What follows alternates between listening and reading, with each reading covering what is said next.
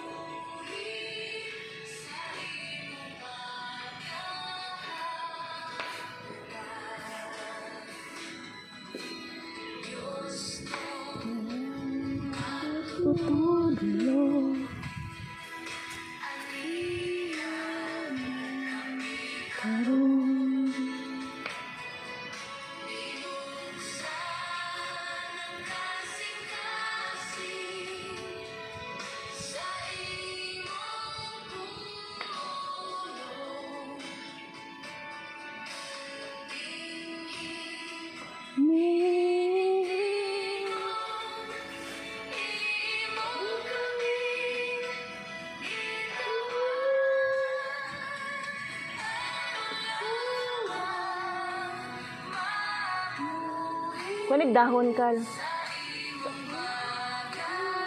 Dahon ba? Sulod ba? Kana, hindi na.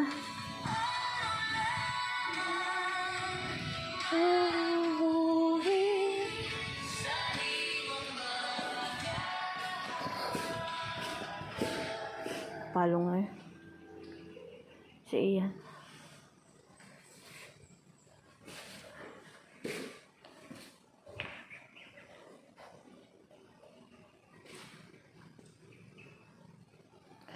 Ang first station no, number 1.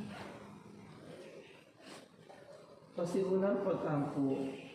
Mag-ampo kita, hatagan kita o kaiso sa pagsunod ni Kristo. Hindi yung kalili.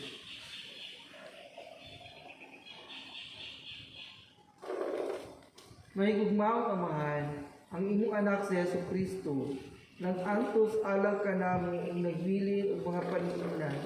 Aron kami musunod sa iyang mga lakang, ipas-an niyang among mga kasalanan, napalansang sa kahoy sa krus, aron pinaagi sa iyang mga samad, mahatagan kami o kahupayan, o kaluwasan sa among mga kasalanan, aron makapuyo kami sa kinabuhi nga mataro. Dasiga kami pinaagi sa iyang gugma, agaka kami pinaagi sa iyang paninignan, tabangi kami paglakaw sa dalan sa krus, tungod kay buot kami musunod kaniya. Subay sa sikpit